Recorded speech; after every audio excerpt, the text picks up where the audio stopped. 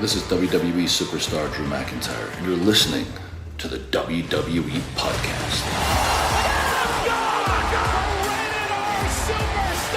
The champ is the one that everybody wants, me. It's going to WrestleMania. Claymore! Austin 316 says I just whipped your ass. This is my iron. You're going to acknowledge me. And it is time to talk Monday Night Raw. This is the WWE Podcast. It is Tuesday, November 1st, 2022. And up front, guys, I'm under the weather with a bit of a cold here. I've got a cough, and I'm going to try to get through this without making it unbearable for you. That's what the mute button's for. And luckily, this is not a live show. It can be edited. But I'm going to try to get through this. That's my point. And if I sound a little bit nasally, that's the deal. But welcome to the show. We're going to get through Monday Night Raw, which I thought was a decent show. A bit repetitive on a couple of items. Some things were weird. And we saw a title change, which I didn't expect to see on Monday Night Raw with the women's tag titles. So we'll talk about that in a minute as well. And it is, of course, a pay-per-view, i.e. Premium Live Event Week, with the Money in the Bank Crown Jewel event this Saturday, just a few days away, November 5th. And that means a couple things. Number one, Mr. and Mrs. Casual Wrestling Fan are back for the mailbag. So your emails are going to be answered by them. Send them to me at realwwepodcast@gmail.com or mailbag@wwepodcast.com. And I will send them on to Mr. and Mrs. Casual Wrestling Fan. I'll be doing the voicemails. They take care of the emails, and I really do appreciate that every few weeks. Helps me out from a workload perspective, and they do an awesome job. Last time, I believe they even were drinking a little bit during the show, which made it even more fun. So send the emails to me. They'll be answering them. And also, in spirit of the event, I'll be doing a live show Friday night at 10 o'clock Eastern Standard Time for a live preview and prediction show for the Crown Jewel event. So that means you get to call in and you get to voice your opinions if you'd like. If I don't get any calls, well, that's cool too. I'll just go about my business and give you guys my preview and predictions, but it's still available for you. It'll be available for everybody to call in. And that link, by the way, is in my Twitter feed at wrestling_audio. Or you can, of course, get to you go on Patreon and join us there for ad-free experience throughout the entire weekend if you want to do that.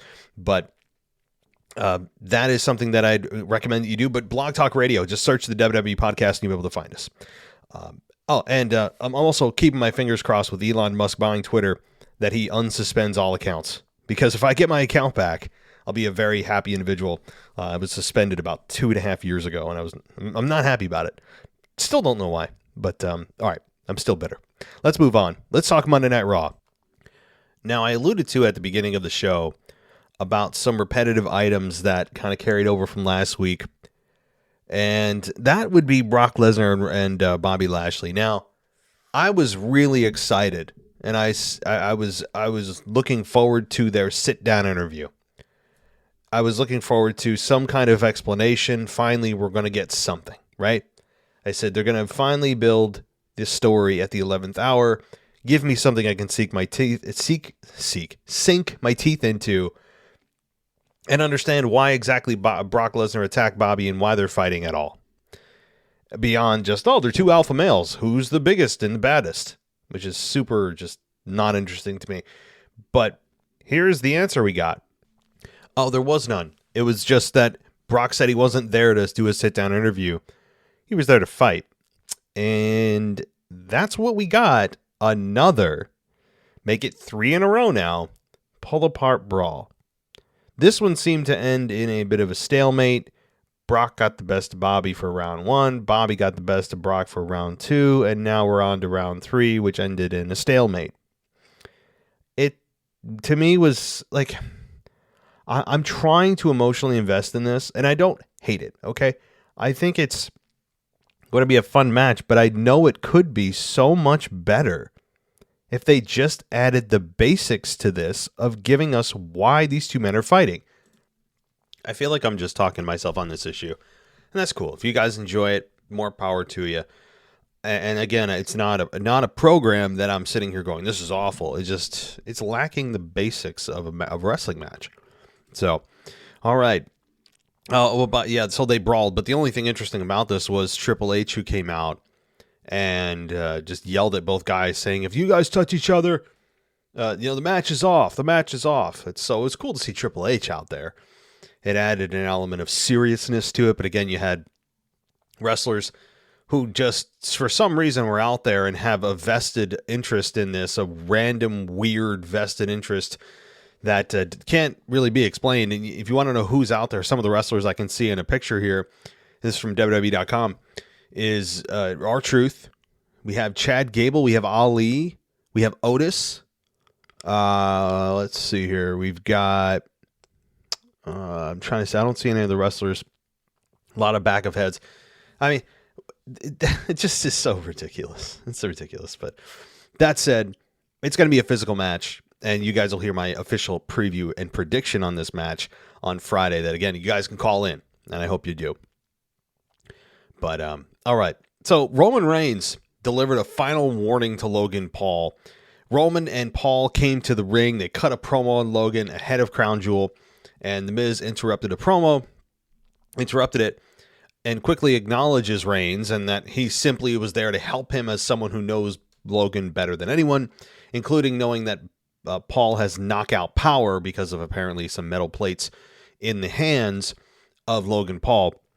And after Reigns asked if Miz was trying to arrange some sort of deal, he delivered a Superman punch, saying that Reigns need to stop talking about Paul knocking him out and instead ask about and start talking about him knocking Logan Paul out, which is a good spin on this whole narrative.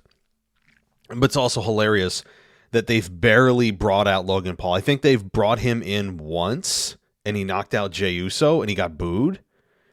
I mean, they have to know that this is just preposterous, and they know, and they're doing it for money, and I don't blame them. We've gone through this.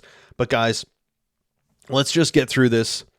I think Logan Paul will come out better for this because we know he's losing, but what will help him in this is learning how to win and a loss, which is really how every talent is able to grow and should learn how to grow through losses, because in pro wrestling, you can absolutely win in a loss. And what I mean by that is Logan Paul's going to, put on a good performance. He just is. I mean, from what I've seen in his last two matches, but he is an actual athlete. He's a credentialed athlete, and he is going to be able to perform very well and to a high level with Roman Reigns. I truly believe that. It's going to be fun, okay, from a physical perspective.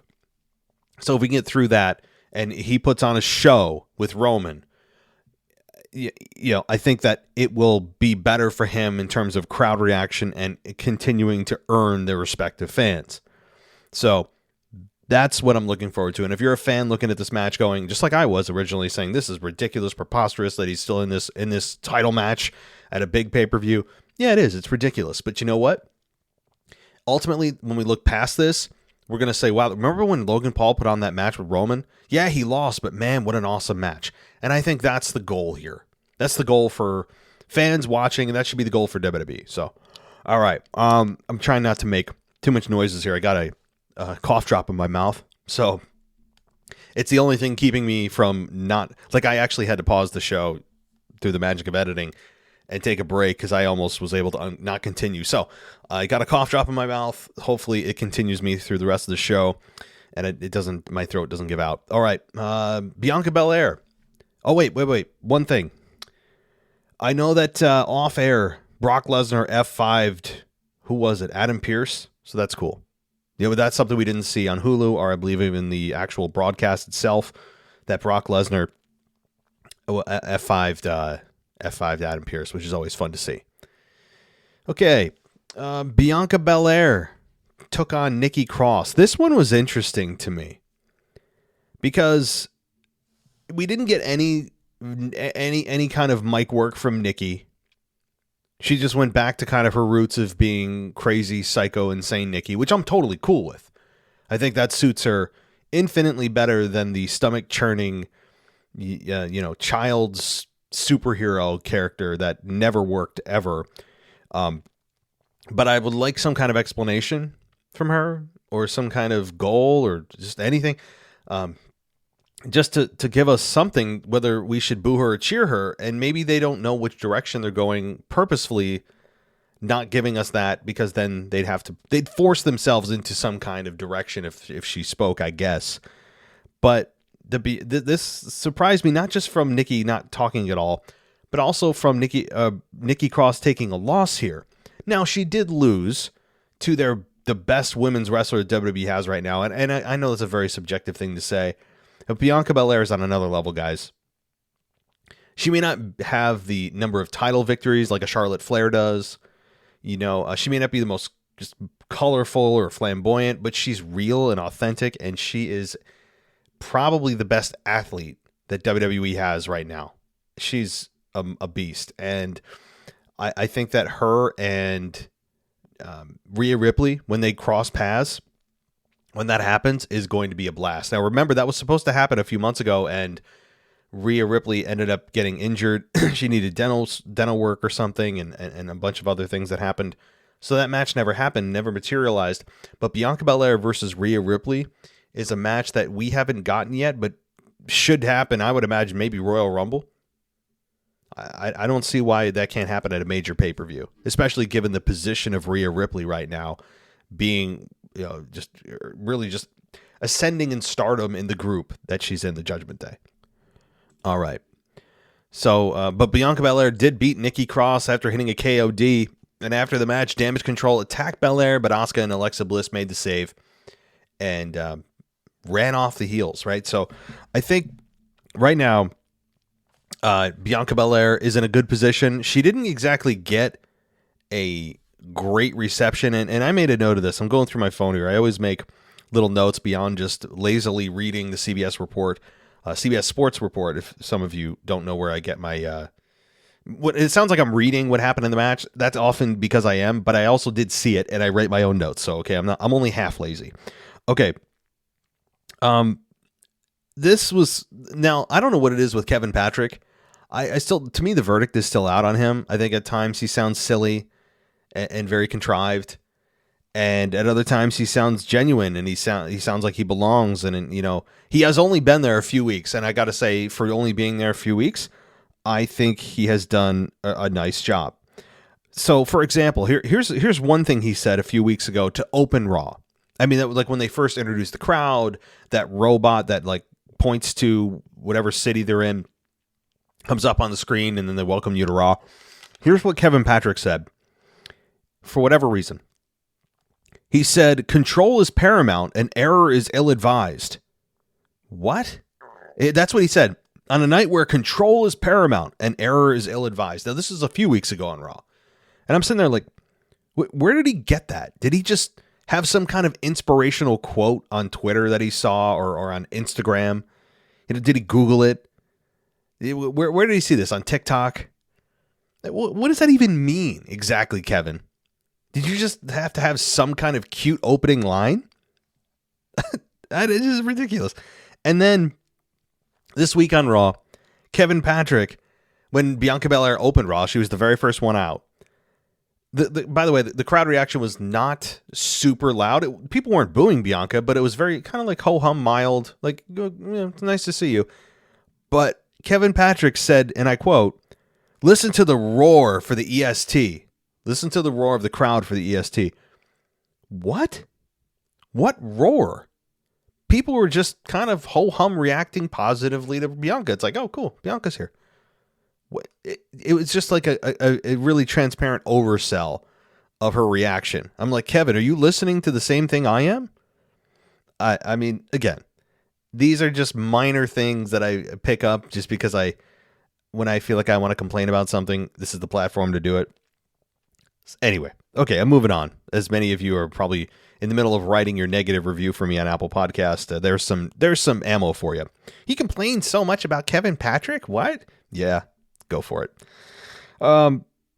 So that's the one thing too. Again, back to Bianca and Nikki Cross. The match I thought was fine, and it's nice to see Nikki back to her crazy self, and the hair is very nice. The hair in her face and in her entrance is nice. It's just felt like she's more herself and back to being just what she should be. But again, it's very surprising. You don't see this very often, where the person that changes character, whether it's from babyface to heel or heel to baby, that they then the very next week take a loss clean. Very rare that happens. And it happened here where I said, oh, well, I figured this match would end in a no contest. Bayley would interfere. You'd have both women get DQ'd, or one of them get DQ'd or whatever, and it's a non-finish because really neither can afford a loss, but I guess they figured Nikki could. And again, if I was to choose between a kind of a wonky finish like that and somebody actually just taking a loss, I would have a cleaner finish that we got. So I can't, complain the fact that they give us weird losses, but also complain about the fact that, well, somebody shouldn't have a loss when they just turned. You can't have both, right?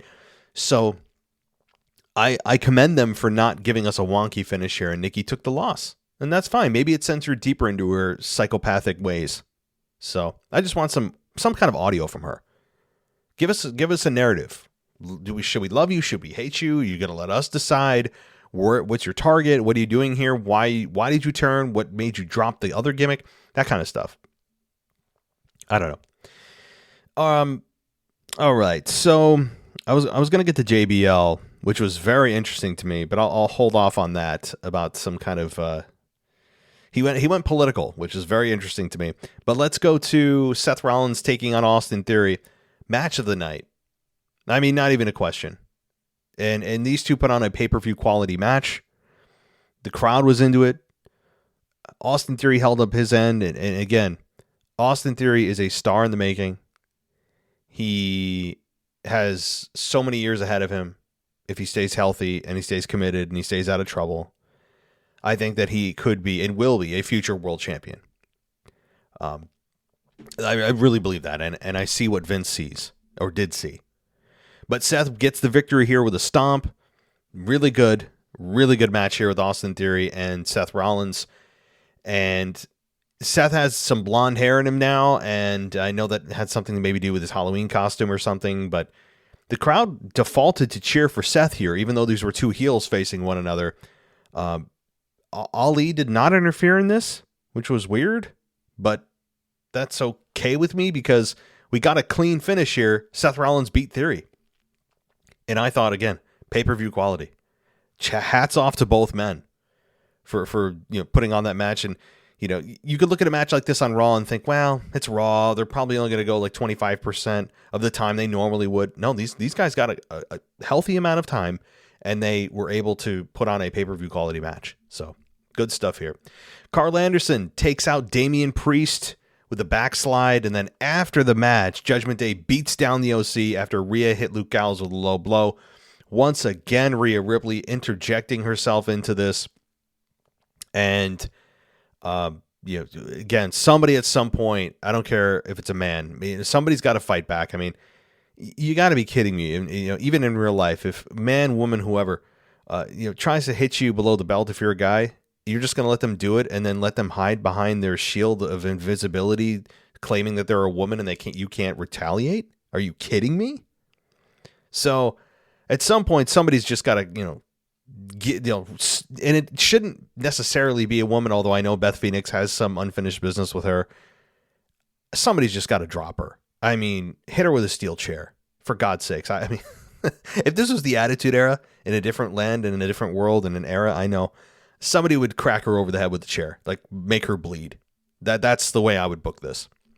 But, or maybe have Kane come out and tombstone her. Tombstone Tori is what I was thinking of. Those of you that know. All right. Baron Corbin, by the way, it was a very low-key night for the Judgment Day otherwise. So that was interesting. They didn't just continually use the Judgment Day as a central focus for Raw.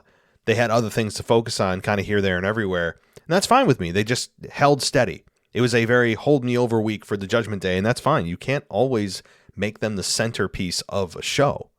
So, okay. Yeah, Baron Corbin. Well, hold on. I'll wait on the JBL thing. Riddle defeats Otis via pinfall in a trick or street fight.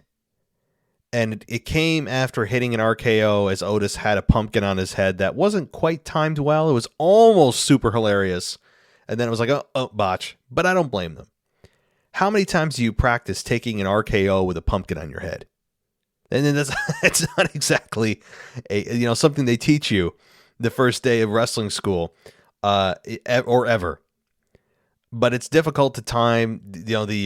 He probably couldn't. He can't see out of it, so you don't know when his body's going down. So you just have to guess of when he's going to hit the RKO. They did the best they could, and in hindsight, it is still kind of funny that he hit the RKO with the pumpkin on his head. Whatever. That said, I think it was a silly match. Vince would have been knee slapping backstage. He was probably sitting at home with a tear in his eye over this matchup. So proud that they continue to put out these kinds of segments. And look, I'm not going to sit here and go on a soapbox about it. If this is something you enjoy, these kinds of things, they'll do another one for Thanksgiving, right? They'll do some kind of maybe not a gravy bowl, but some kind of Thanksgiving leftovers, or I don't know, Pilgrim on a pole match. I don't know. That sounds really, I'm going to leave that one alone. I don't know where I came up with that, but they'll do something Thanksgiving related that'll end up with somebody getting a pie in the face or stuffing or turkey.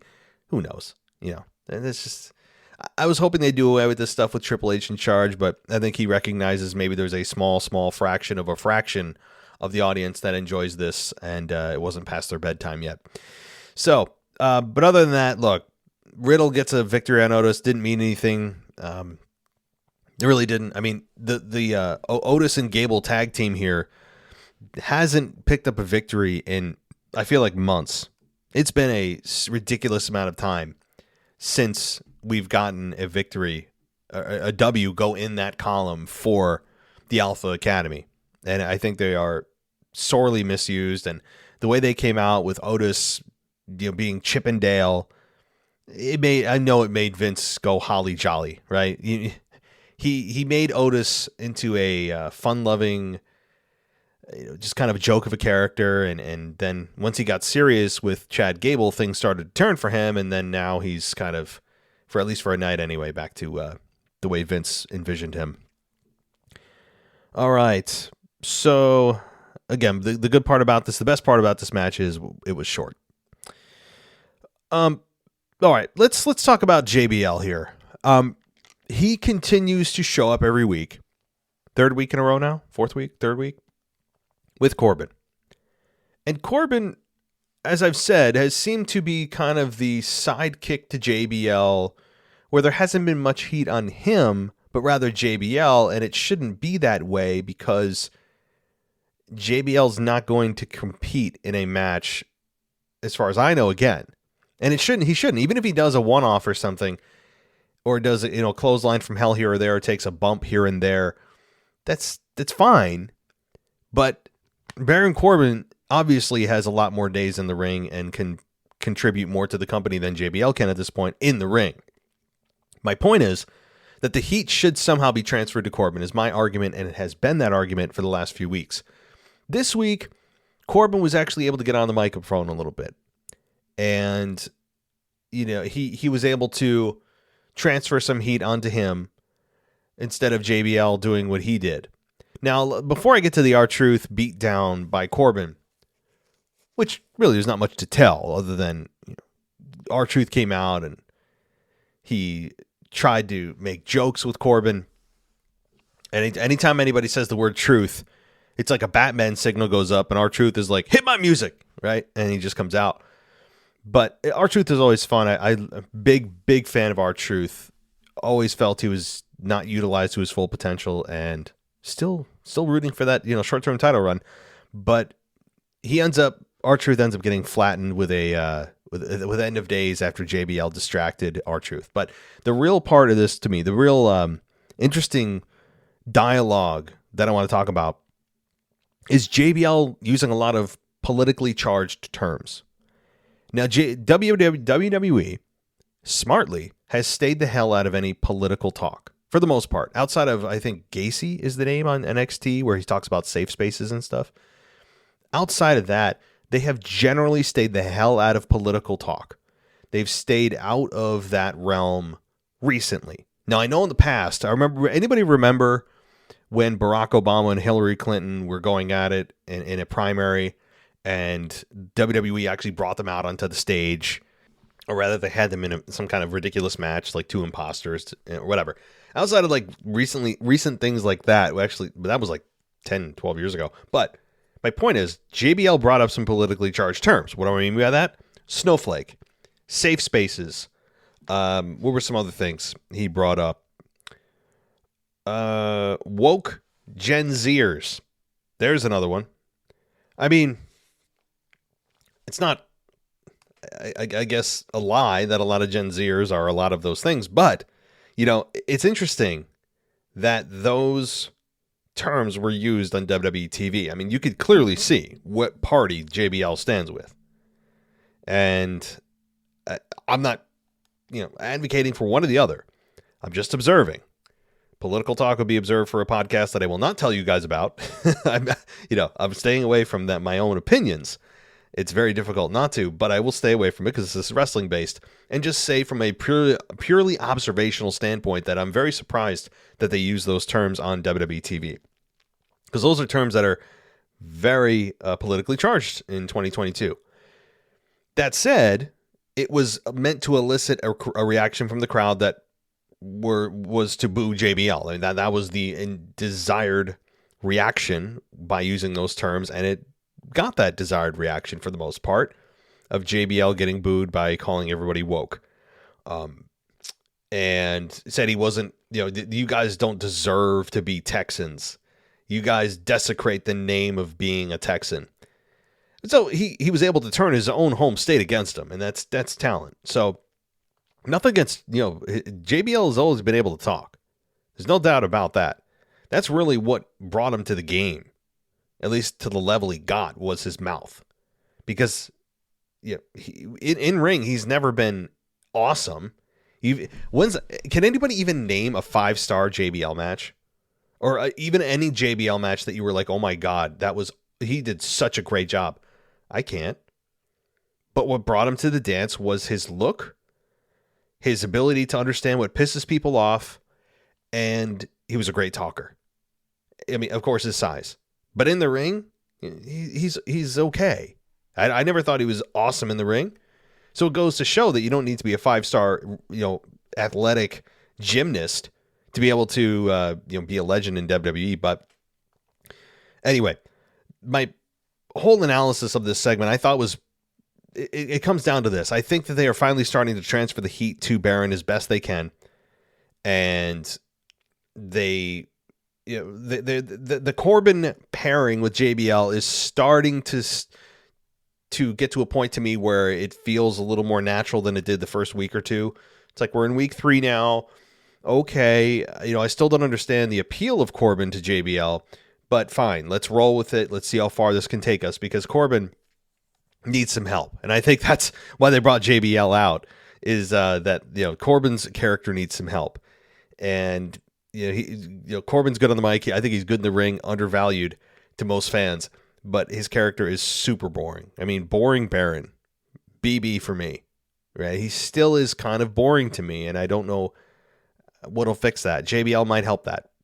I'm optimistic about it. So R-Truth gets buried this week. All right, let's go to the next part here. Ali defeats The Miz with a 450 splash. So Ali continues his winning ways. Even though they covered the brawl between Seth and Ali last week, there was no interaction with those two. It was very, very, very interesting. Johnny Gargano blew the whistle on The Miz. He played audio of The Miz appearing to suggest he was paying Dexter Lumis to be a celebrity stalker. Gargano then explained how Lumis's attacks on The Miz were all premeditated until Miz stopped paying, at which point Gargano began stalking him for real. So that's the secret of The Miz, is that he was paying Dexter Lumis to be a celebrity stalker to make himself feel more important or appear more important. So, okay. I mean, I'll take it. Fine. But I want this to end. I'm kind of feeling this is a little stale now. I want this to end in some kind of finale at Crown Jewel. Something, please. I'm ready. I'm just ready. Okay. Before we get to the Women's Tag Team Championship match, that was the Raw main event. They did announce that Bray Wyatt was going to appear and will appear at, the Crown Jewel event. They didn't say what he's doing. They didn't specify anything other than he's going to appear at the event. And I would imagine that the reason for him appearing is to come out and try to cut another promo, of which he'll probably be interrupted once again, maybe by a new character. Maybe by Uncle Howdy himself wearing that mask in the ring and taking out Bray Wyatt, leaving him laying and leaving us going, who's behind that mask? Bo Dallas? So that to me is probably the purpose of him appearing. Of course, I don't think it's going to be any wrestler attacking him yet. Bray Wyatt is on a solo tour as of this month, or this event rather, to continue his character building. And I think they're laying the foundation very nicely for getting us to understand who and what Bray Wyatt is. So that'll be fun. All right, let's get to the Women's Tag Team Championship match. And Alexa Bliss and Asuka took on Dakota Kai and Io Sky, but they did also take out Dakota Kai and Io Sky. I can't talk tonight, guys. I apologize. Bayley and Belair brawled outside the ring. Bayley hit a Bayley to belly through 2 tables on Belair, and back in the ring, Bliss then hit Io Sky with a twisted Bliss and won the belt. So, first of all, I thought the match over-delivered for me, and from a wrestling perspective, I didn't expect it to be this good. I also didn't expect them to win the belts, but I don't hate it. And normally, I'm a big fan of a heel group holding a lot of gold because it puts a lot of heat on them. But I think that Alexa Bliss and Asuka are in need of something. They're in need of something right now because they've been loosely a team, kind of, helping Bianca Belair out to, with evening out the odds of damage control. And so I've been waiting for something for Alexa Bliss and Asuka. And if it's not a Raw Women's Championship match, then I'm fine with the Raw Women's Championship, Tag Team Championship, that is, for them to get some kind of momentum behind their careers right now. Also, the good part about this was, yes, they're now Tag Team Champions, but 2 things. And they're small, but to me, they're significant. The fireworks, I think, were a big deal. They did that for the other victory for the Women's Tag Team Champions. When Io Sky and Dakota Kai won them, there were fireworks. You don't normally see that. Usually fireworks are reserved for like Roman Reigns when he wins, or rather perpetually, indefinitely, forever retains the championship at pay-per-views. And he's standing there on the ramp or in the ring with his he's holding his 2 titles and fireworks are going off. If I was going to encapsulate WWE in the last 2.5 years of like just in one image, it would just be Roman Reigns standing, on the ramp with fireworks going off and holding the belts up. But, we did get fireworks. And to me, that shows that WWE feels it's important. It's just a little thing, but it's telling you this is a moment. So I'm cool with it. Also, bigger thing is that Alexa Bliss was the one to make the pinfall. Yeah, that was significant to me. Alexa Bliss hasn't got a victory that big in years. Literally years. That was the biggest victory for Alexa Bliss in years, since she was Raw Women's Champion. How many years ago was that? So that to me was a good sign. If you're an Alexa Bliss fan, she was the one to hit her finish, and she got the pinfall. So that is significant to me. It should be significant if you're an Alexa Bliss fan. So I don't hear too much talk about that. It's I think just kind of a nice touch, and I'm sure Alexa Bliss is has a little bit more vigor in her step, a little bit more motivation behind her instead of just kind of. I'm not speaking on behalf of her motivation, but if I was her. And I think most human beings would react this way, that if I haven't been doing a whole lot over the last couple of years and haven't been getting a whole lot of matches, and all of a sudden I have a championship match and I win that championship, I make the pinfall in the main event of Raw, it's got to, kind of reinvigorate you. But, all right, I think that covers Monday Night Raw. Again, I apologize for if I sound like garbage. and I tried to do my best. A lot of editing. You mean things you guys don't hear? That's the magic of non-live shows. But I do have a few more minutes here. I want to stretch this out a little bit longer while my voice is working, and just go through some of the news going on. And there, so this actually just came out. This is according to Wrestling Inc. There's backstage news on an emergency contingency in place for Crown Jewel. So here's what the article says. It's not too long. I'll read what you guys need to know. So the Saudi Arabian government is warning that Iran is preparing an imminent attack within the kingdom, which has resulted in the Saudi army, the military rather, along with U.S. regional forces being put on an elevated alert level. Oh, geez. Okay, it's a little more serious than I thought. The Wall Street Journal reported that Iran was readying a potential attack in Saudi Arabia and Erbil, Iraq, where U.S. troops are based. And again, guys, this isn't in the article, but I would imagine that this is in retaliation for... Oh, no, it is in the article. It's in retaliation for us killing Masa Amini. God, I'm awful. One of their top terrorists. I think that's really what he is. Okay, so Iran has accused the U.S. and Saudi Arabia and Israel of encouraging massive protests that have been happening in the country since September. Again, Amini was arrested by the nation's morality police for not wearing a head covering, according to a new report from PW Insider. After speaking at several at WWE, Crown Jewel is still set to go forward in Riyadh, with WWE already having security protocols and emergency contingencies in place for any issues. PW Insider also noted that WWE is hopeful all will be fine. Well, I would hope that they're hopeful. What are they going to say? Not that hopeful has any effect on anything, but okay.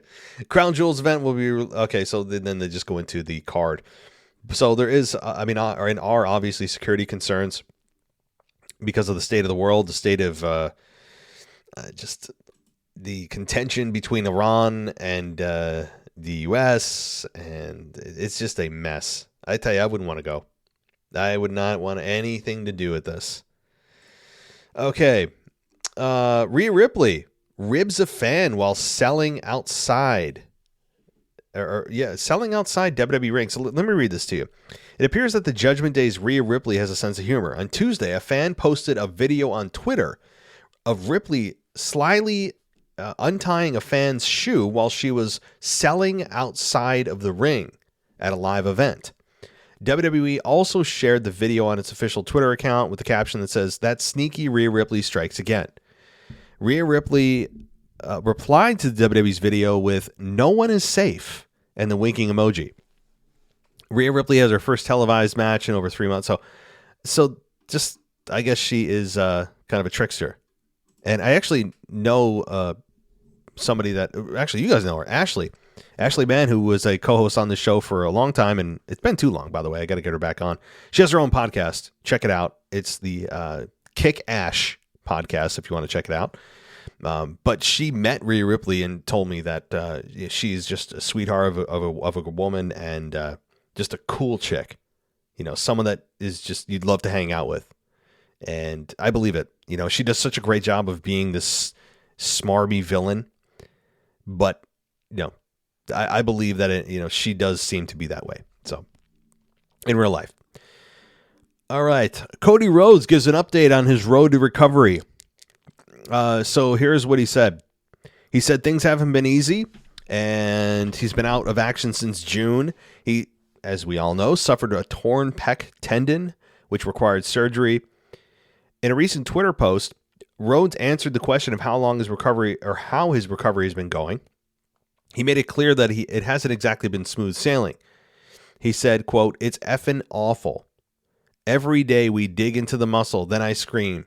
Half the time I spot a tear flowing. It's a near impossible task getting a body part that had been shredded to 100%, or hell, even 90%. But on the worst days, I have the best reason to not tap out." This was followed by pictures of Cody with his wife, Brandy. So there isn't really any kind of progress update in terms of timetable. But do you really expect that? I mean, he's probably halfway through, I'd imagine, probably halfway through his recovery, which still puts him in a potential Royal Rumble return and potential victory at the Royal Rumble that we've all been talking about since he left in June, by the way. I mean, this was called like 6 months ahead of time. I mean, when's the last time you had a Royal Rumble winner be favored 6 months before the event even happened? It's crazy. But, I'm not surprised we don't get a timetable, because that's the number one question. That's what we want to hear is, okay, well, how far out are you? He's not going to give us that.